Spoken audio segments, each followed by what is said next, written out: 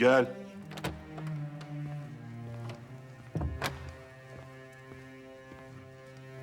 Hünkârım, Galip Efendi geldiler. Alın içeri paşa. Buyurun efendim. Bu ne büyük saadet Galip Efendi. Hoş geldiniz. Estağfurullah hünkârım. Sebebi ziyaretimiz bu kitap.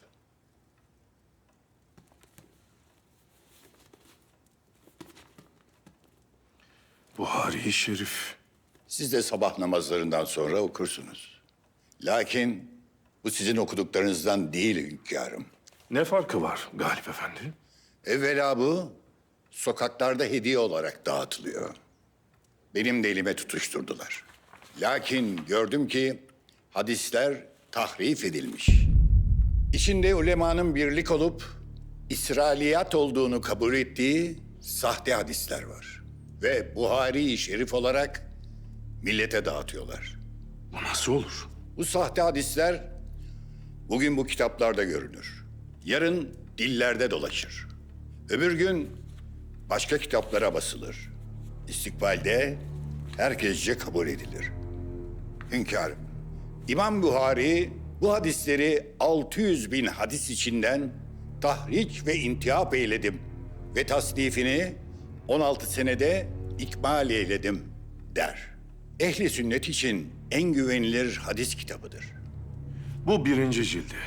Diğer ciltlerini de hazırlıyorlardır. Bu hadis yanlış yazılmış. Daha birçok hadis var hünkârım böyle çarpıtılmış. Tahsin Paşam, bu kitabı kim basıyor, kim dağıtıyor derhal bulunsun. Emredersiniz hünkârım.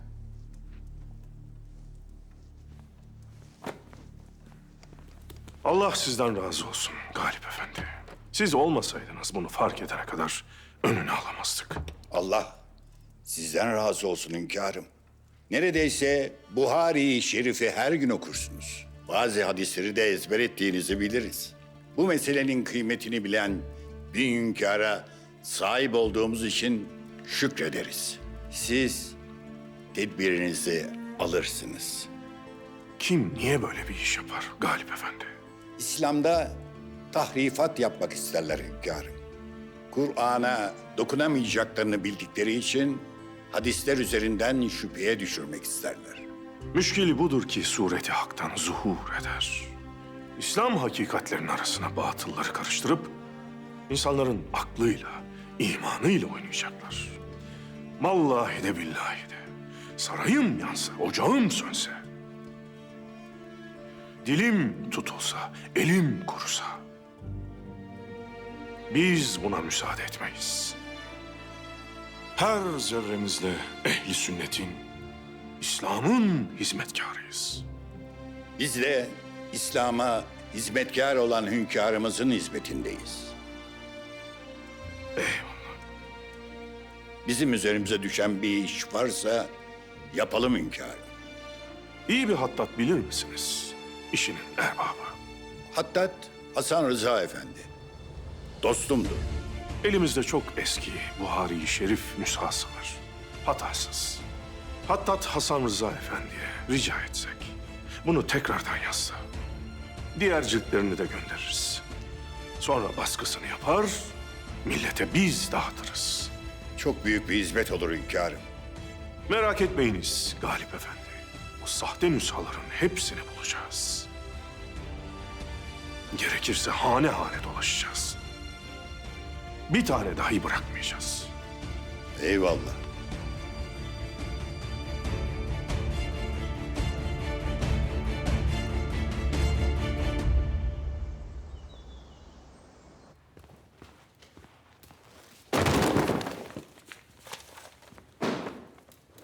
Ne oluyor? Ne bu ses?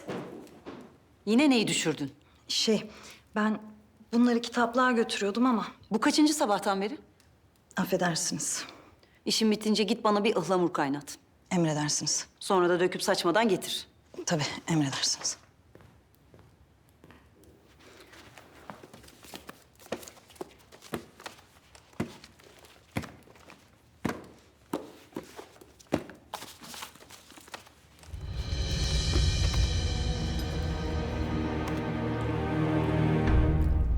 Vasfi bir an evvel benden boşanmak istiyor hala. O kadar ısrar etmeme rağmen bu izdivacı sürdürmeyi kabul etmedi. Daha fena bir şey yapmadığına şükredelim. Senin onda gönlün yoktu. Değişen bir şey mi oldu kızım? Evli kalmak istemenin sebebi nedir? Çünkü o çok iyi biri. Ve bir daha hiç kimse beni onun sevdiği kadar sevmeyecek biliyorum. Hem de ona korkunç bir ızdırap çektirdiğim halde. Çoğu vakit bana bir yabancıymışım gibi davranıyor. Bakışları buz gibi. Ama bazen sanki fırtınalı bir günde bulutların arasından çıkan güneş gibi gözlerinde bana olan sevgisini görebiliyorum. Vasfi her ne kadar gizlemeye çalışsa da sevdası orada, yüreğinde. Sevda zor iş kızım. Lakin o sevdadan vazgeçmek daha da zor. Hele ki böyle gözünün önündeyse. Vasfi bir an evvel boşanıp seni unutmak istiyor anlaşılan. Haklı. Ben bile kendimi, bu yaşadıklarımı unutmak istiyorum. O yüzden boşanır boşanmaz babamın, kardeşimin yanına, yalnızlığıma geri dönmek istiyorum. Hatice'm, sen benim evladım sayılırsın. Ne olur gitme kızım. Burada yanımda kal. Hem gün doğmadan neler doğar. Belki bir gün bu güzel yüzün bir daha güler.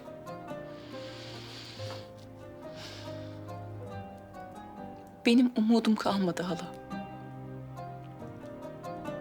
Keşke buraya hiç gelmeseydim. Keşke Kemalettin'le hiç karşılaşmasaydım.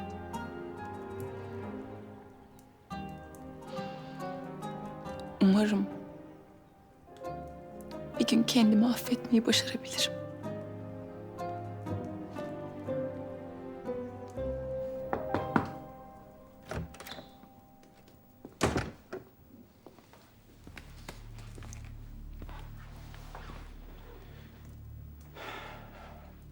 Sizinle konuşmak istediğim bir mevzu var. Neyle alakalı? Hatice Sultan'la.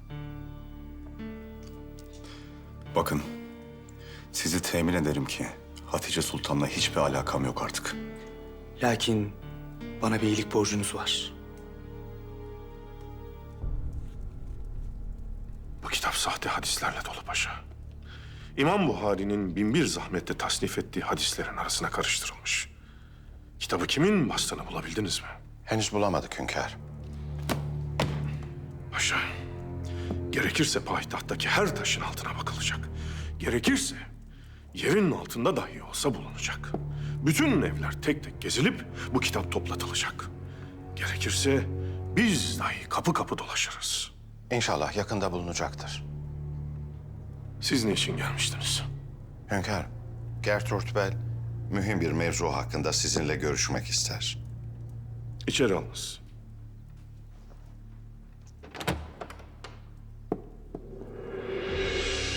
Buyurun. Hoş geldiniz. Hoş bulduk hünkârım. Umarım iyisinizdir. Öyleydik. Lakin elinizdeki kitap keyfimizi kaçırdı. Ben de bu hususta konuşmak için gelmiştim. Malumunuz bir mektep açtık. Mektebimizde Arap talebeler de var. Bu kitap mektebimizde dağıtılmış. Arap talebeler okuyunca isyan etmişler. Çünkü içinde sahte hadisler var. Ah, unutmuşum. İstihbarat dillere destan bir hükümdarın tabii ki daha evvel haberi olmuştur. Bu kitabın Cağaloğlu matbaasında basıldığını haber vermek üzere gelmiştim. Lakin ondan da haberiniz olmuştur. Malumatımız yoktu. Paşalarımız bulmaya çalışıyordu. Sizin nasıl haberiniz oldu? Talebelerimiz öğrenmişler efendim. Siz de iyi niyetinizi göstermek için tedbir alalım diye bize söylemeye karar verdiniz. Peki tabii. Hata mı ettik yoksa? Hayır, memnun olduk. talebelerimizin dikkati takdire şayan.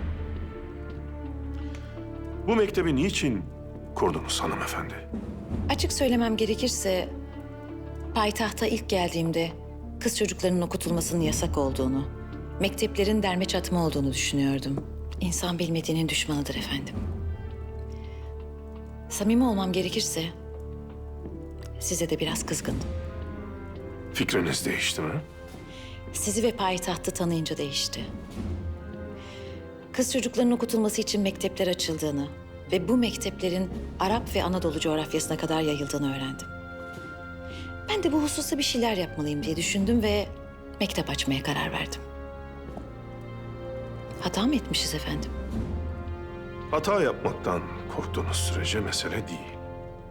Lakin Arap talebeleri mektebinize almanız hoşumuza gitti denemez. Gerçi siz onların hayatlarını kurtarmıştınız. Hünkârım, bu gençlerle tanıştıktan sonra onların böylesi bir eğitimle Osmanlı'ya daha faydalı olacağını düşündüm. Biz mektebimizde Viyana Üniversitesi'nin usullerini uygulayacağız. Bu gençlerin böylesi bir eğitimle kendi memleketlerine geri dönmesini istemez misiniz? Akılları bulanmadıkça, köklerini unutmadıkça mesele yok hanımefendi. Kitabı basan matbaa hakkında malumat getirdiğiniz için teşekkür ederiz. Şu anda o kadar mesudum ki. Sizin medeni usullerle eğitim veren bir mektebe karşı çıkmayacağınızı biliyordum. Teşekkür ederim.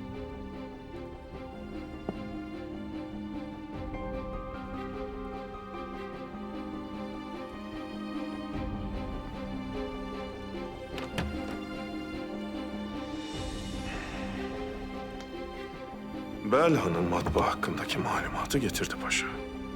Siz evleri arayınız. Emredersiniz hünkârım.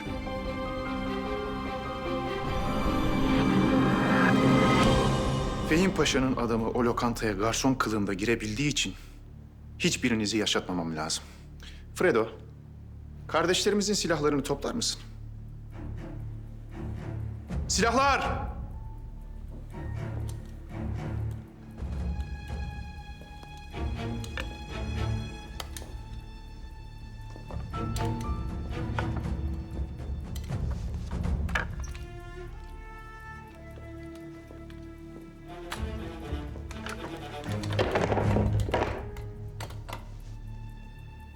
Şöyle dönüp sıraya geçin.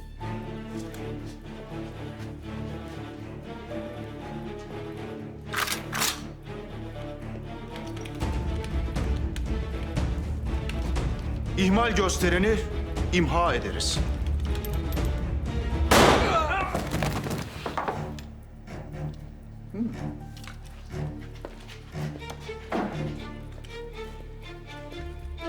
Normalde bu silahla senin de ölmen lazımdı. Ama bu biraz kaba etliymiş.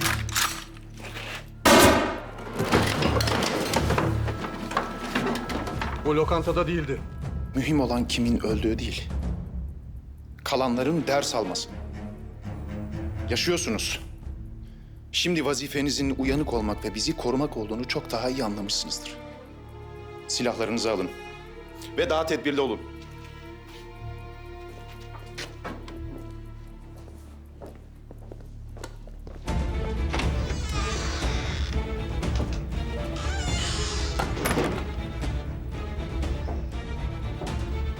Harbus'un emri bu kasada.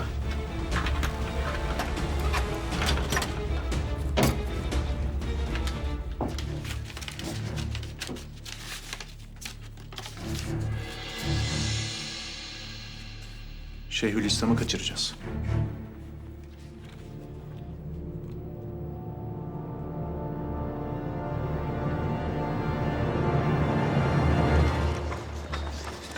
İstanbul gördüğüm en güzel şehir Esma. Bu şehirde başka bir hava var. İstibdatçı bir hükümdarın elinde yitip gidiyor. Yazık. Umarım her şey planladığımız gibi gider. İstanbul'u da hür kalırız. Göreceğiz. Neden kitabı kendiniz götürdünüz Abdülhamit'e? Çoktan haberi olmuştur. Biz tarafımızı belli edelim Esma. Zararın bizden geldiğini düşünmesin. Vakit bizim için çok kıymetli. Matbaayı keşfetmekle uğraşsın istemedim. Kitapları bir an önce imha etsin ki bu güzel şehre hürriyet gelebilsin.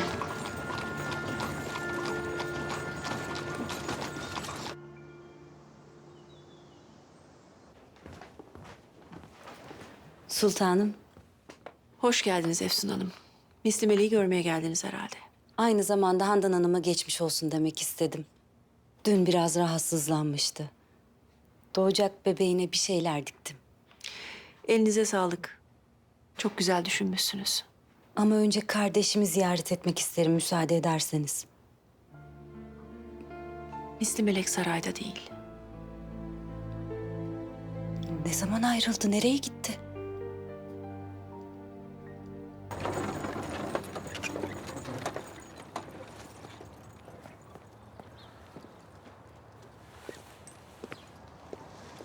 Misli Melek. Ne işin var senin burada? Evlenirken bana yalan söylemediniz. Beni sevmediğinizi biliyordum zaten. Lakin ben size bir söz verdim.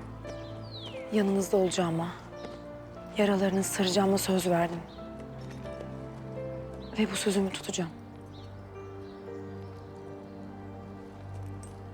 Gerçekten çok iyi kalpli, çok ince düşünceli bir kardeşiniz var. Misli Meleğin oğlumun hatalarına rağmen onun yanında olmayı seçmesi beni o kadar mutlu etti ki. Abdülkadir'in yalnız olmadığını bilmek içimi rahatlatıyor. Demek bundan sonra Maslak Köşkü'nde kalacaklar. Evet. Sanırım bir süreliğine böyle. Belki de orada baş başa kalınca birbirlerine alışmaları daha kolay olur. Kardeşimin varlığı oğlunuza iyi gelecektir. Sizi temin ederim. Benim bundan hiç şüphem yok zaten. İnşallah benim oğlum da Misli Meleğin kalbini kıracak bir şey yapmaz. Şehzademin vicdanına güveniyorum ben. Nasıl olsa sizin oğlunuz, aksi düşünülemez. Misli Melek de sabırlıdır. Endişe etmeyin. Siz Handan Hanım'ı ziyarete geldiğinizi söylemiştiniz. Sonra dilediğiniz vakit söyleyin, size araba hazırlasınlar. Kız kardeşinizi ziyarete gidersiniz. Çok memnun olurum sultanım.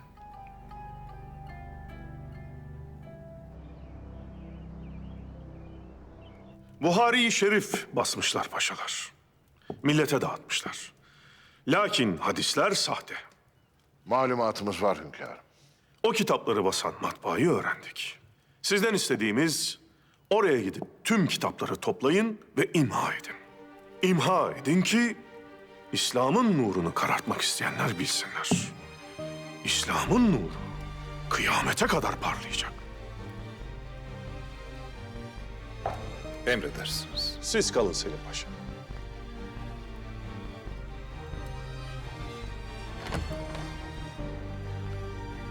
Selim Paşa, Arap mıntıkasında gayri tabii hadiseler yaşanmakta. Halifelik iddia eden bir sahtekar. İngilizlerle anlaşmış aşiretler. Hususi olarak o mıntıkada faaliyetler var hünkârım. Paşa, Arap mıntıkasının ortasında bir vaha gibi duran Mekke ve Medine vardır. Bu iki şehrin huzurlu olması her şeyden mühim. Şam huzurlu olmazsa, Bağdat'ta rahatsızlık varsa, Mekke ve Medine'de de huzur bozulacaktır hünkârım. Biz de öyle düşünürüz paşa. Bu sebeple size bir vazife vereceğiz. Siz işini layıkıyla yapan paşalarımızdansınız. Bu sebeple sizden başkasını gönderemem. Emredin hünkârım. Derhal Hicaz ve Yemen'e gideceksiniz paşa. Cebeli Lübnan ve Şam'ı gezeceksiniz. Raporlar hazırlayıp ahvali öğreneceksiniz. Bel Hanım'ın mektebine aldığı gençlerin babalarıyla temasa geçeceksiniz. Onlara evlatlarının İngiliz vatandaşlığına geçtiğini söyleyeceksiniz. Ya pederleri gerekeni yapacak yahut biz. Emredersiniz hünkârım. Selim Paşa, size içinde yeterince altın olan bir sandık verecekler. Bu altınları Mekke ve Medine'nin yoksullarına dağıtınız. Onlara selamlarımızı iletiniz. Bizim için de dua ediniz. Hünkârım, bilirim ki verdiğiniz vazifeyi hem siyasetiniz için hem de benim için verirsiniz. Bilirsiniz ki evladını kaybedenin en büyük tesellisi evlatlarını kaybetmiş babanın yanında olmaktır. Fahri Kainat Efendimiz de evlatlarını kaybetmiştir paşa. Sabredenlerin de en güzelidir. Allah size Peygamber Efendimizin sabrından ihsan eylesin. Allah'a emanet olun paşa.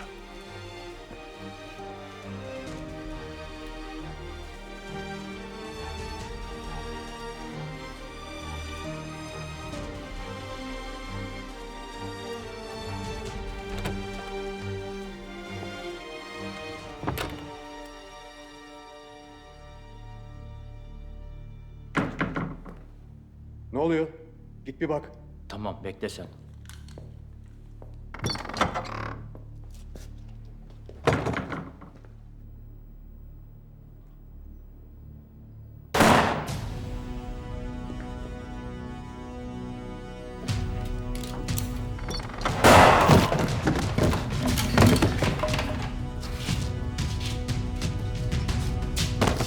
Temiz!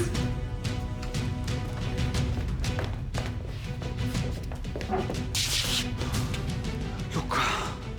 Bizden önce davranmış. Bana yine ihanet ettin Fredo. Dur. Luka, dur. Fredo.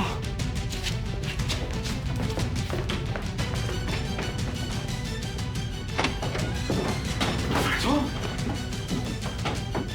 Bacağım şehirsiz ama kaçıracaklar. Tamam Fredo'cum, tamam. Sakin.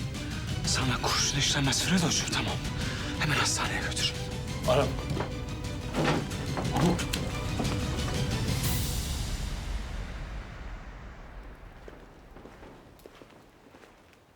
Handan Hanım burada mı?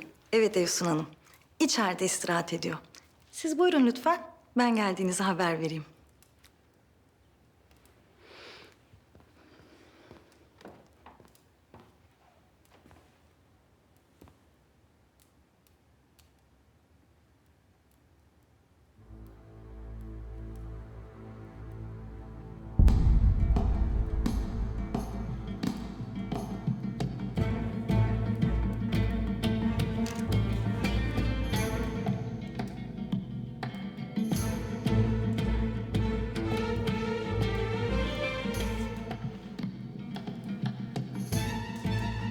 Anlamıyorum.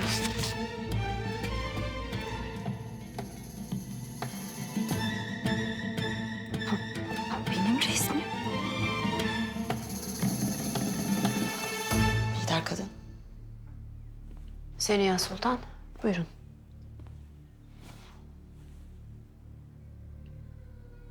Hayırdır? Üzgün görünüyorsunuz.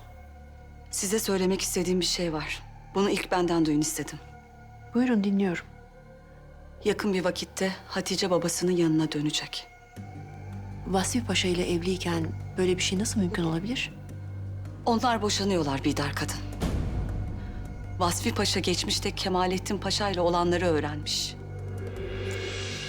Aman Allah'ım, sen koru ya Rabbi. Endişe etmeyin. Kimseye bir şey anlatacak değil. Naime'nin evliliğine bir zarar gelmeyecek. Olan benim zavallı Hatice'm oldu. Vasfi Paşa'ya çok yalvarmış. Her şeyin geçmişte kaldığını, boşanmak istemediğini söylemiş. Lakin Paşa kararlı. Hatice zamanında büyük bir hata etti. Elbette ki bunun ceremesini çekecek. Lakin sizin de bu olanlardaki payınız çok büyük Seniha Sultan. Yine beni suçlamaya kalkmayın Bidar kadın.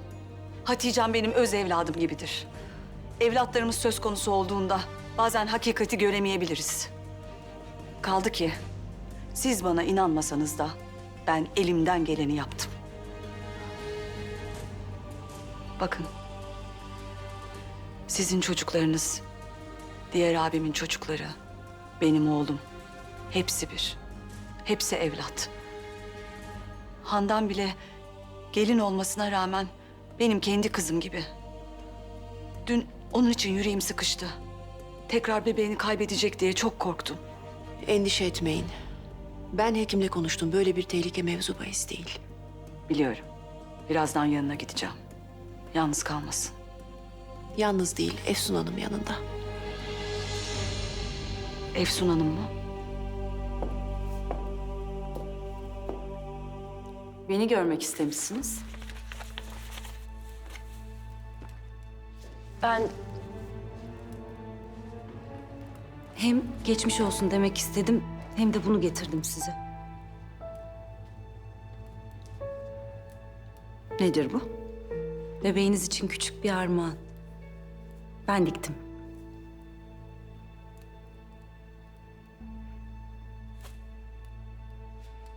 Zahmet etmişsiniz.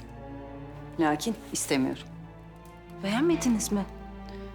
Mehmet Selim'in size yaptığı yardımın karşılığında bunu getirdiğinizi biliyorum. Anlattı bana. Acımış size. Borcunuzu ödemiş. Yardıma muhtaç kimi görse el uzatır zaten Mehmet Selim. Size has bir durum değil yani. Ben kendisine müteşekkirim. Yine de bu armağanı onun için getirmemiştim. Yaptığı iyiliğin karşılığını bununla ödeyemem zaten. Bize hiçbir borcunuz yok. Tek yapmanız gereken Mehmet Selim'den uzak durmak. Ben farkında olmadan sizi rahatsız edecek bir şey... Varlığınız yetiyor zaten beni rahatsız etmeye. Gidin artık. Uzak durun bizden. Bir daha da buraya gelmeyin. Gidin! Handan, ne oldu kızım? Ne yaptınız siz? Ben bir şey yapmadım. Yine de gidin buradan.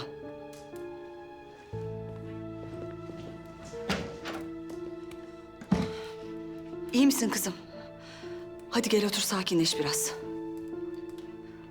Hadi. Su getir kızım bize.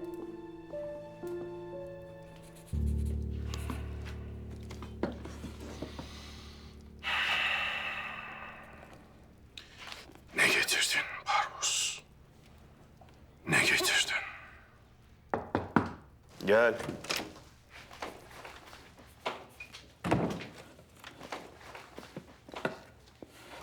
Hünkârım, zabitler kapı kapı dolaşıp Buhari-i Şerif nüshalarını topluyorlar. Âlâ. Kutuyu açabilecek miyiz? Parvus uyanıncaya kadar beklesek mi? Madem bize hediye etti, madem usta bir marangozun elinden çıkan şifreli bir kutu, o halde şifreyi bizim çözmemizi istiyor demek ki. İçinde ne olabilir ki hünkârım? Parvus bir oyun oynuyor paşa. Hiçbir şey tesadüf değil. İçinden her ne çıkacaksa Parvus'un oynamak istediği oyuna dair olacak. Parvus oyununu niye açık etmek ister ki? Parvus kibir abidesi bir adam paşa. Bizi hiçbir oyunda yenemedi. Şimdi aklı sıra yaptığı tertibi bir oyuna çevirecek. Parvus hasta. Parvus hasta. Kibir budalası bir hasta. Buraya ilk geldiği vakit Osmanlı'yı yıkmak istiyordu. Ama şimdi bizden üstün olduğunu, zeki olduğunu kanıtlamak istiyor. İşte o yüzden biz de onu karşımızda düşman olarak tutuyoruz. Artık hedefi Osmanlı değil. Hedefi sizsiniz. Öyle paşa. Kibrinden ötürü de asla kazanamayacak. Parvus beynelmilel bir aklın temsilcisiydi. Amacı Osmanlı'yı yıkmaktı. Lakin şimdi tek amacı var, beni yıkmak. Parvus bizi yıkamadıkça biz de vakit kazanıp devletimizi güçlendiriyoruz. Ki düşman devletler Parvus'un yanlış bir adam olduğunu anlayıncaya kadar güçlenelim. Onlar saldırıya geçince de güçlü olalım. Öyle paşa, öyle.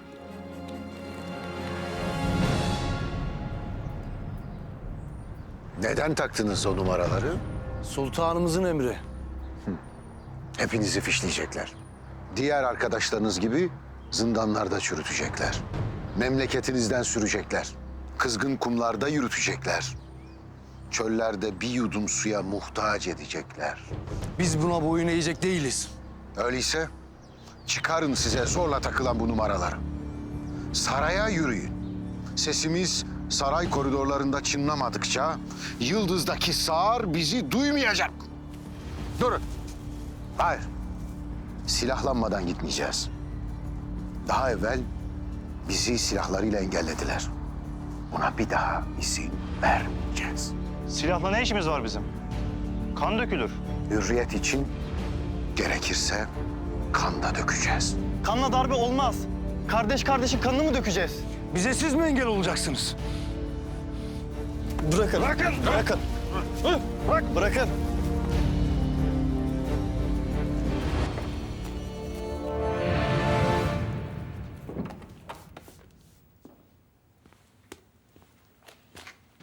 Hayırdır dostum? Gidiyormuşsun. Gidiyorum Mahmut Paşam. Sürgün mü yedin? Yok Mahmut Paşam. Ne sürgünü? Hünkârımız vazifelendirdi. Arap mıntıkasının ahvalini rapor edeceğim. Çok iyi. Çok sevindim.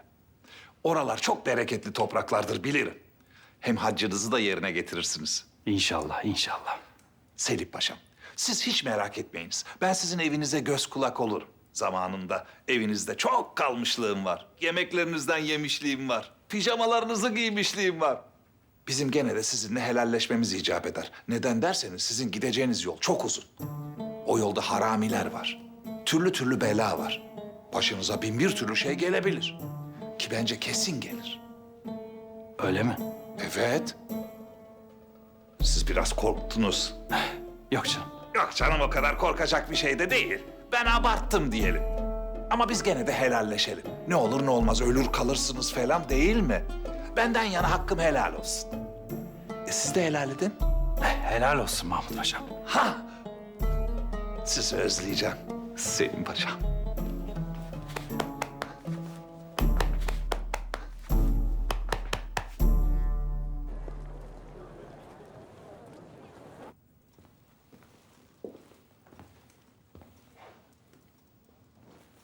Harbiyeliler saraya yürümek için emrimi bekliyorlar. Parvus da saraydaki işini bitirmek üzere. Yakında yanımızda olur. Neden bekliyor? Ona sarayın yeraltı haritasını verdim. Ne yapacak onunla? Parvus'un asıl istediği şey sarayın kalbine girmek. Sır odasına. Abdülhamit bütün operasyonlarını oradan yönetiyor. Eğer tespit ederse Abdülhamit'in ağzından istediği emri verebilecek. Parvus'un neden canını tehlikeye attığını şimdi daha iyi anlıyorum. Büyük bir iş başarmış olacak. Dağıttığımız kitaplar toplatılmaya başlanmış. Kitaplar imha edilirken fotoğrafını çekip gazetede basacağız. Bunca hamleyi yeni bir istibdat yönetimi için yapmadığımızdan emin olmak istiyorum. Bayan Bey, bu hanedanın ve istibdatın yıkılması için kimsenin olmadığı kadar çok sebeplerim var. Yıllardır mücadele ediyorum ben. Yeni bir istibdatın kurulmasına asla müsaade etmeyeceğim. Asla. Getir evladım, getir. Koy. Bitti mi evladım? Paşam bütün kitaplar tamam. İyi, geç yerine evladım. Yakın bakalım meşaleyi, dökün gaz yağını önce. Bir daha tetkik etmeden dini kitaplar basmayacaksın. Tövbe paşam. Buhari-i Şerif deyince Allah rızası için bastım. Bizim de katkımız olsun istedim. Bilemedim içinin hurafelerle dolu olduğunu. Yak evladım meşaleyi.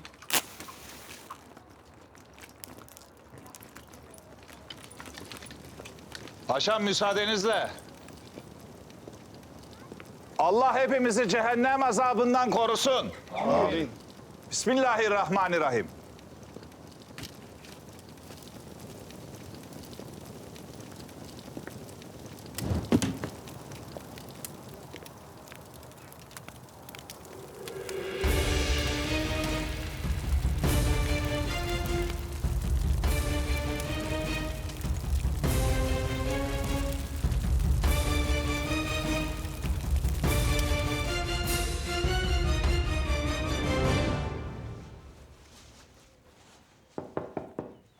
Gel.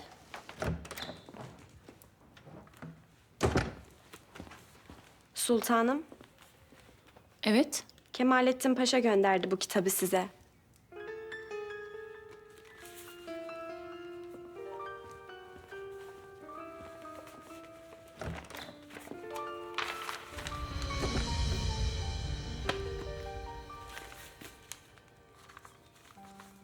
Bir saat sonra seni bahçede bekliyorum. Konuşmamız lazım.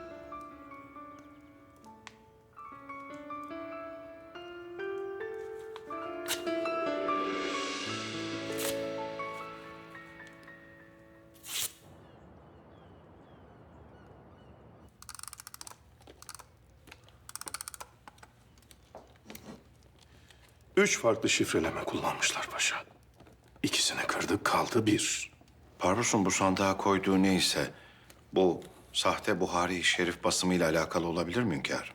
Parvus en zeki hamlesini yapıyor paşa. Ve bunu uyuyarak yapıyor.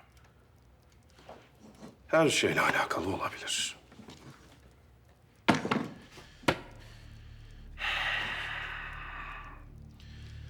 Yok paşa, bu böyle olmayacak.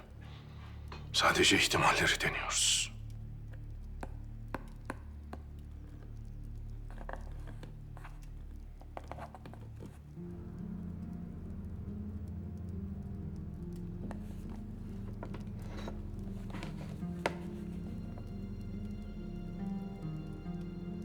Bir şey mi keşfettiniz hünkârım? Biz mahfuz olanlar yalnızca sandığın içinde ne olduğuyla ilgilendik. Lakin zarfı, sandığı ihmal ettik paşa. Üzerinde bazı figürler var paşa. 1887 yılında bulduğumuz Sidon kralının mezar lahdinin üzerindeki İskender resimleri. Açtırdığınız müzede sergileniyor. Sandığı açmak için gerekli şifre burada paşa. Ama ne? Babacığım, Fredo'nun durumu nasıl oldu? İyi paşam. Kurşunu çıkardılar. Daha iyi olacak inşallah. İnşallah. Çok şükür. Bunlar Şeyhülislam'ı kaçırmayı ne için ister? Niçin? Niçin? Niçin? Yani kendi uçkuru için fetva alacak değil ya. Fetva. Fetva. Doğru kelime bu. Lukatesso İslami meselelerle alakalı fetva alamayacağına göre genetik bir şey kalıyor. Hal fetvası. Hal fetvası. Hemen gidip hünkârımıza söyleyelim bunu. Destur Meyit Efendi, destur. Şu an burada akıl yürütüyoruz. Henüz elimizde bir delilimiz yok. Elimde delil olmadan ben Hünkâr Efendimin karşısına çıkamam. Bir şey yapmayacak mıyız? Yapacağız Meyit Efendi. Kendi tedbirimizi alacağız. Delilimiz olunca da Hünkâr Efendimiz'e söyleyeceğiz. Şeyhülislam Cemalettin Efendi için koruma tedbiri alındı mı? Alındı paşam. Kızıl, Söğütlü, Camgöz gittiler. Hala.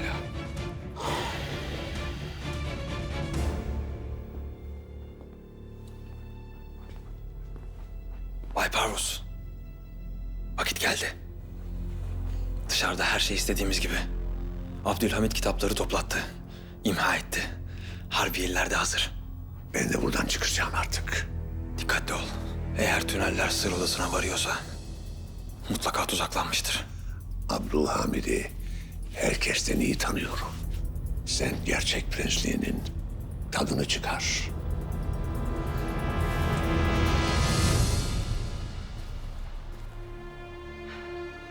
Kemalettin Paşa.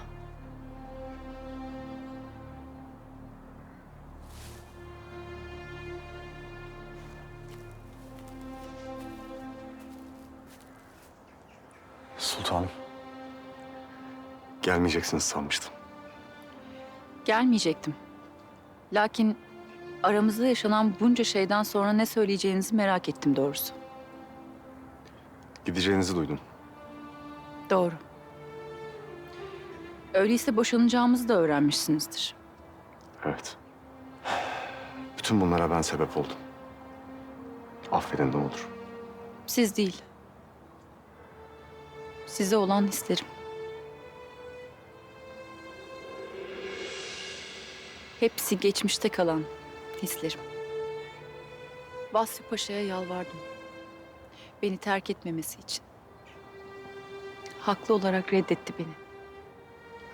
Ben o iyi yürekli, merhametli ve onurlu adamı kaybettim. Bütün bunları yaşamak zorunda kaldığınız için çok üzgünüm. Bana ne kadar kızsanız hakkınız var. Naime ile çok mutlu olmanızı diliyorum. Size değil. Kızdığım tek bir kişi var. O da benim. Ben bir günah işledim. Ve bunun cezasını çekeceğim. Babamın yanına ölümü beklemeye gidiyorum ben.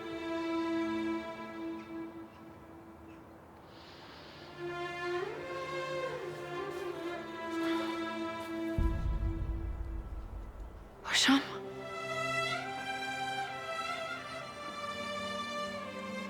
Ölümü beklemek için henüz çok erken değil mi?